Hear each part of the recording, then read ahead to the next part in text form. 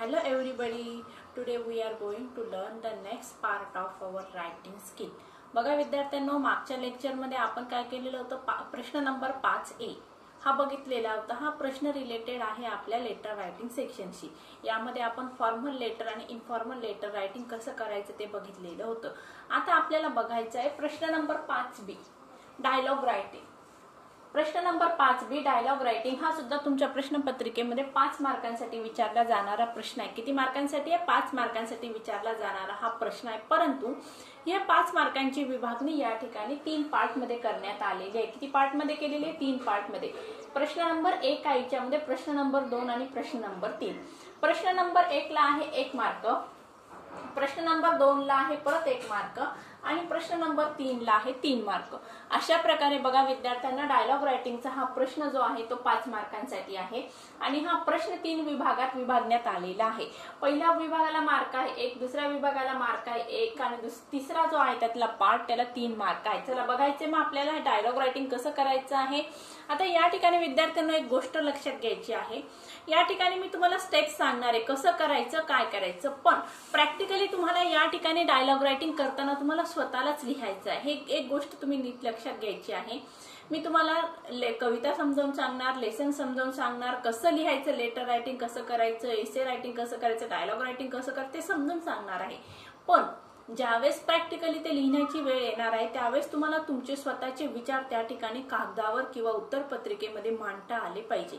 यासाठी तुम्हाला विचार करता आला पाहिजे आणि त्याचबरोबर आपण जो विचार केलेला आहे तो विचार करताना आपल्याला ते इंग्लिशमध्ये कसं लिहायचं याची प्रॅक्टिस आपल्याला झाली पाहिजे. त्यामुळे म्हणजेच या ठिकाणी बघा आपल्याकडे एक म्हण आहे, घोड्याला आपण पाण्याच्या तळ्यापर्यंत नेऊ शकतो पण आपण त्याला पाणी नाही पाजू शकत कारण त्याचं पाणी घोड्याला स्वतःच प्यायचं असतं. अशा पद्धतीने बघा विद्यार्थ्यांना रायटिंग स्किल मध्ये मी तुम्हाला सगळं कसं करायचं ते समजावून सांगणार आहे. स्टेप बाय स्टेप मी तुम्हाला सगळ्या स्टेप सांगणार आहे, पण प्रॅक्टिकली त्या स्टेप तुम्हाला अंमलात आणायच्या आहे किंवा प्रॅक्टिकली त्या स्टेप तुम्हाला कागदावर स्वतःला उतराव्या लागणार आहेत. हा एक फरक आहे रायटिंग स्किल मध्ये. लेसनचं अंडरस्टँडिंग वेगळं, पोएम शिकवणं वेगळं, ते समजावून घेणं वेगळं, पण रायटिंग स्किल हे सेक्शन अतिशय वेगळं आहे आणि ते सर्वस्वी विद्यार्थ्यांच्या स्किलवर डिपेंड करत आहे. ही गोष्ट तुम्ही व्यवस्थित लक्षात ठेवायची आहे कारण या प्रश्नामध्ये मार्क कसे मिळवायचे आहेत हे सर्वस्वी तुमच्यावर डिपेंड करणार आहे. बघूया मग. आता पहिला प्रश्न बघा विद्यार्थ्यांनो, prepare a dialogue from the jumble sentences. आता खाली काही 4 वाक्य दिलेत आपल्याला, 1 2 3 4. आता जंबल म्हणजे काय विद्यार्थ्यांनो की या ठिकाणी या वाक्यांचा व्यवस्थित क्रम नाही लावलेला आहे. म्हणजेच पहिलं वाक्य कुठलं, एका खाली एक जे सिरियली आपण जे म्हणतो किंवा सिक्वेन्स वाईज जे म्हणतो ते सिक्वेन्स वाईज सेंटेन्स या ठिकाणी देण्यात आलेले नाही आहेत. मग तुम्हाला काय करायचंय, तुमच्या उत्तरपत्रिकेमध्ये आता हे वाक्य वाचायची आहे आणि ही वाक्य वाचल्यानंतर जे वाक्य सिक्वेन्स वाईज फर्स्ट नंबरला येणार ते लिहायचं, त्याच्यानंतर सेकंड नंबरला लिहायचं, त्याच्यानंतर थर्ड नंबरचं येणारं वाक्य आणि फोर्थ नंबरचं येणारं वाक्य लिहायचं आहे. म्हणजेच तुम्हाला तुमच्या उत्तरपत्रिकेमध्ये प्रॉपरली सिक्वेन्स वाईज या वाक्य ज्यानुसार येणार आहे त्यानुसार तुमच्या उत्तरपत्रिकेमध्ये तुम्हाला लिहून काढणं हे कंपल्सरी आहे. आलं लक्षात? उत्तरपत्रिकेमध्ये तुम्हाला हे वाक्य पूर्ण लिहून काढायचे आहे सिक्वेन्स वाईज. या ठिकाणी तुम्ही असा क्रम नाही द्यायचा, 1 नंबर 2 नंबर 3 नंबर, ही चुकीची पद्धत आहे आणि त्या ठिकाणी तुम्हाला अजिबात मार्क मिळणार नाहीत. परत एकदा सांगते, नीट लक्ष द्या. या ठिकाणी तुम्हाला तुमच्या उत्तरपत्रिकेमध्ये किंवा आन्सर शीट मध्ये हे वाक्य पूर्णतः सिक्वेन्स वाईज, काय सांगितलं मी, सिक्वेन्स वाईज लिहून काढायची आहेत. नंबर्स देऊन तुम्हाला या ठिकाणी मार्क मिळणार नाहीत. चला तर मग बघूया. आता पहिलं वाक्य आहे, it leaves at 11 AM. Second sentence आहे, yes what can I do for you. Third, excuse me sir. चौथं सेंटेन्स आहे, when does the bus leave for Nagpur. आता या ठिकाणी हे 4 वाक्य आहेत. आता या ठिकाणी पहिलं वाक्य कुठल्या नंबरला कोणतं येणार बघा, पहिलं वाक्य हे येणार आहे 4थ्या नंबरचं, when does the bus leave for Nagpur.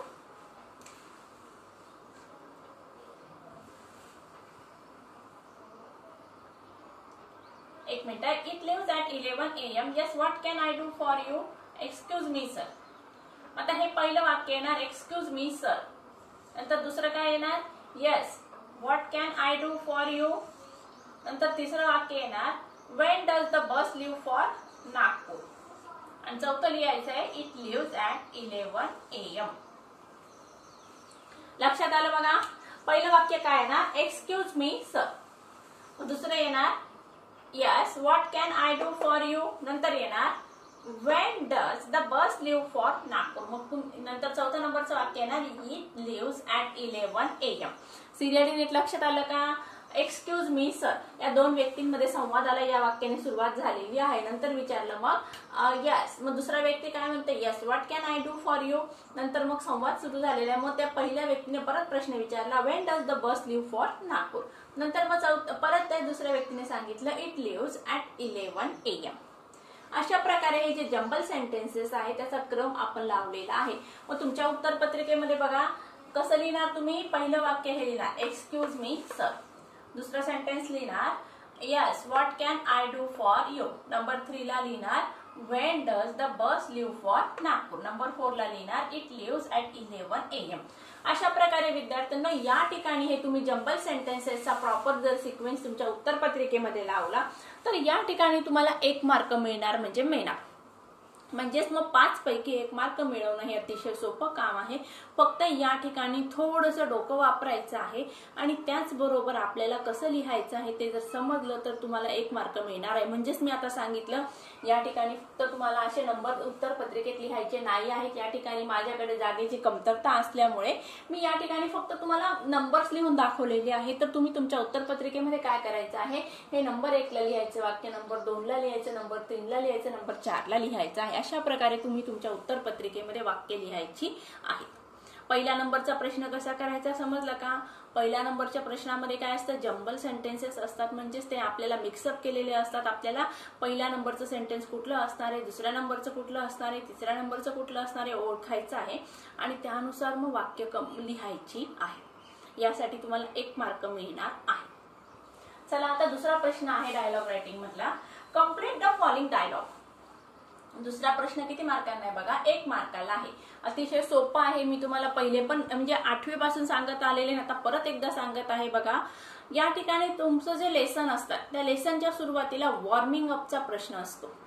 कुठला प्रश्न असतो बघा, लेसन सुरू होण्यापूर्वी किंवा पोएम सुरू होण्यापूर्वी वॉर्मिंग अपचा प्रश्न असतो. त्या वॉर्मिंग अपच्या प्रश्नामध्ये तुम्हाला अशी प्रश्न विचारलेली असतात आणि हे वॉर्मिंग अप सेक्शन देण्याचा उद्देश तुमचं हे जे प्रिपरेशन आहे डायलॉग रायटिंगच्या सेकंड पार्टचं प्रिपरेशन करून घेणं हा त्याच्या मागचा उद्देश असतो. म्हणून तुमच्या पुस्तकामध्ये कुठलीही गोष्ट बिना कामाने दिलेली नाही आहे. ही गोष्ट तुम्ही पक्क डोक्यात ध्यानात किंवा लक्षात ठेवायची आहे की आपल्या टेक्स्टबुकमध्ये कुठलीही गोष्ट विना कामाने इन्व्हॉल्व करण्यात आलेली नाही आहे. मग या ठिकाणी जो हा प्रश्न आहे हा कुठल्या सेक्शनमध्ये रिलेटेड करतो, वॉर्मिंग अप सेक्शनशी हा प्रश्न रिलेटेड आहे. मग जर तुम्हाला वॉर्मिंग अप सेक्शनचे मी तुम्हाला सांगितलेलं होतं की वॉर्मिंग अपचे सेक्शनचे उत्तर पण तुम्ही तुमच्या वहीमध्ये लिहून काढायचे आहेत. कारण का, त्याचं प्रिपरेशन आपल्याला या ठिकाणी या डायलॉग रायटिंग सेक्शन मध्ये होणार आहे. चला बघूया मग. Complete the following dialogue. Dialogue writing मधला दुसरा जो प्रश्न आहे त्याची सूचना काय दिलेली बघा, कम्प्लीट द फॉलोइंग डायलॉग, खालील वाक्य किंवा संवाद पूर्ण करा. यात पहिला प्रश्न विचारलाय बघा, A where did you go for picnic recently. अशात रिसेंटली म्हणजे काय, सध्या तुम्ही पिकनिकला कुठं गेलेल्या होता.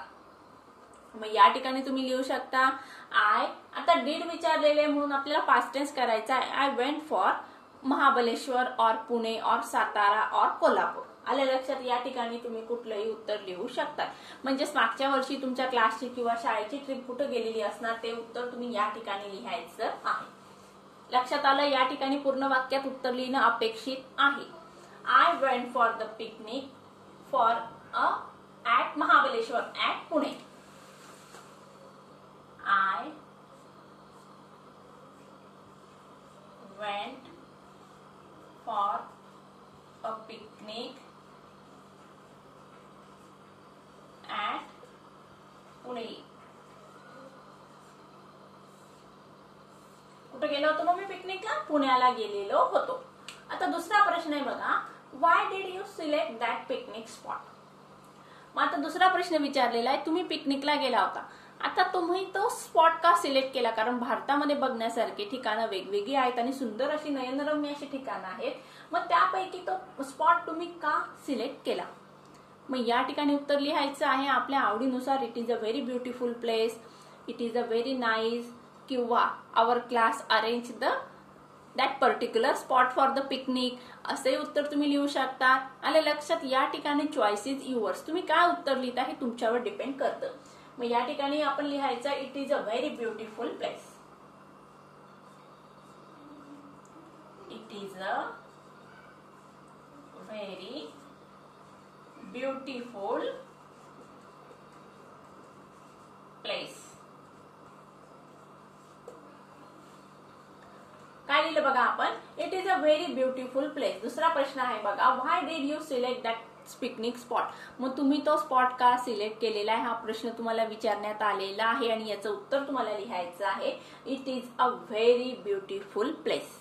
अशा प्रकारे विद्यार्थ्यांना आपण कंप्लीट द फॉलोइंग डायलॉग मधला हा जो एक प्रश्न आहे, डायलॉग रायटिंग मधला जो सेकंड ऑप्शन आहे किंवा सेकंड जो त्यातला उपप्रकार आहे तो आपण सॉल्व्ह केलेला आहे. या ठिकाणी काय केलं, तुम्हाला छोटे छोटे प्रश्न विचारलेले आहेत आणि त्या प्रश्नांची उत्तरं तुम्हाला या ठिकाणी पूर्ण वाक्यात देणं अपेक्षित आहे.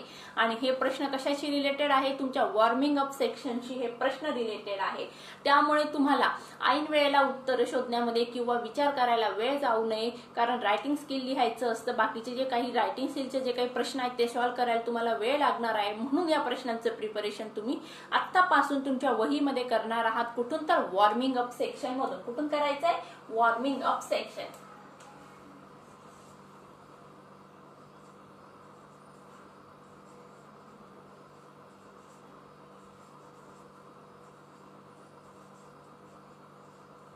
Okay, warming up section. मग आता दुसरा प्रश्न समजला का सगळ्यांना. या ठिकाणी डायलॉग रायटिंगचे जे दोन सब प्रकार पडलेले आहेत किंवा डायलॉग रायटिंग म्हणजे दोन उपप्रश्न विचारले आहेत. पहिला आहे prepare the dialogue for the jumble sentences.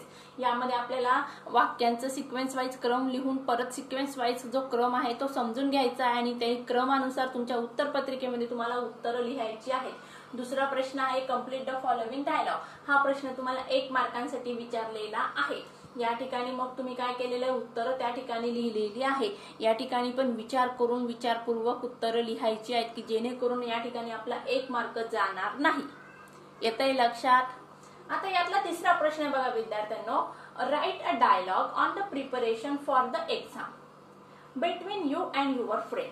प्रश्न विचारलेला आहे बघा. आता हा मोठा प्रश्न आहे, हा 3 मार्कासाठी दिलेला आहे. आता write a dialogue on the preparation for the exam. आता तुम्हाला डायलॉग लिहायचा आहे, कन्व्हर्सेशन लिहायचंय. कोणामध्ये, यू अँड युअर फ्रेंड. कोणामध्ये कन्व्हर्सेशन आहे, तुम्ही आणि तुमच्या मित्रामध्ये. कशाच्या संदर्भात आहे बघा, प्रिपरेशन फॉर द एक्झाम. आता तुमची बोर्डाची एक्झाम जवळ येऊन राहिलेली आहे आणि त्या एक्झामचं प्रिपरेशन तुम्ही कसं करत आहात याच्या संदर्भात तुम्हाला काय करायचं, डायलॉग रायटिंग करायचं आहे. आता या ठिकाणी तुम्हाला 3 मार्कांचा हा प्रश्न विचारलेला आहे बघा. या ठिकाणी आपल्याला काय करायचंय, मग यू अँड युअर फ्रेंड. आता या ठिकाणी तुम्ही यू टाकू शकतात आणि युअर फ्रेंड किंवा आय किंवा या ठिकाणी तुम्ही सरळ ए आणि बी असं टाकलं तरी चालणार आहे. डायलॉग रायटिंग करताना हे पुसू का मी विद्यार्थ्यांना बघा, हे तुम्ही लिहून घेतलं असणार आहे. आता आपल्याला तिसरा प्रश्न कसा सोडवायचा ते मी समजावून सांगणार आहे.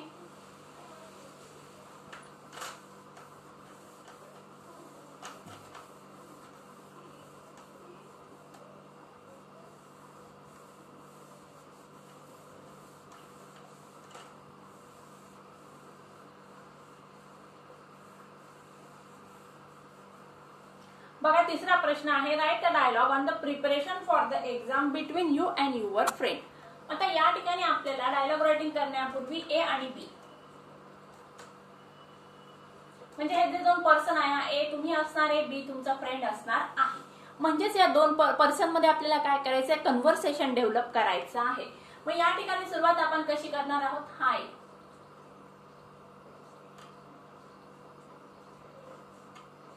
How are you my friend.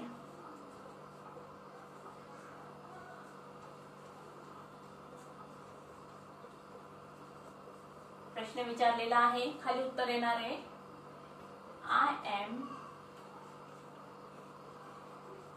Very fine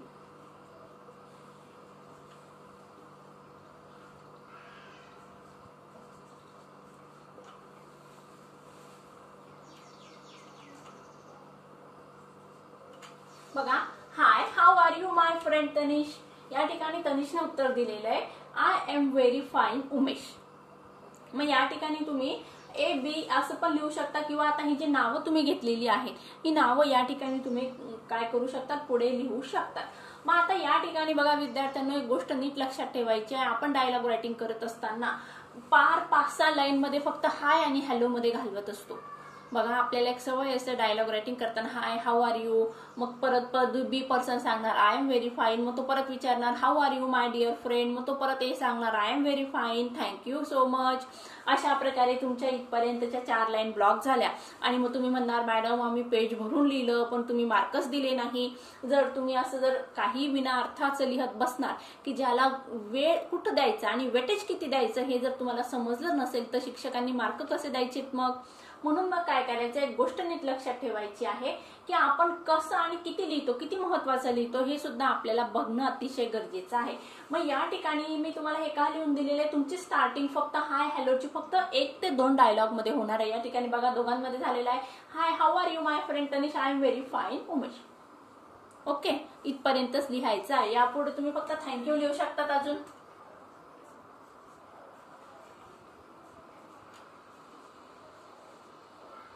thanks. Okay, इथपर्यंतच आपल्याला हा डायलॉग डेव्हलप करायचा आहे. मग परत हे विचारणार, मग आता परत हे काय लिहिणार, how is your study going on, how is your study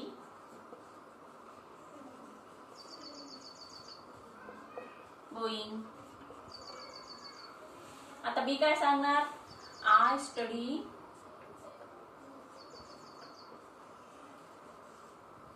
minimum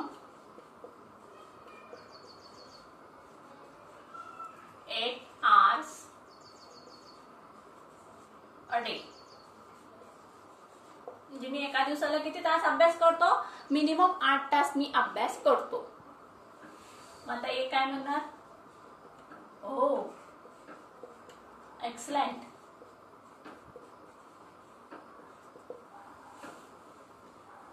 तुम्ही ए काय म्हणणार, ओ खूप छान. मग आता परत ए म्हणणार, परत बी काय म्हणणार, मग what is your time table,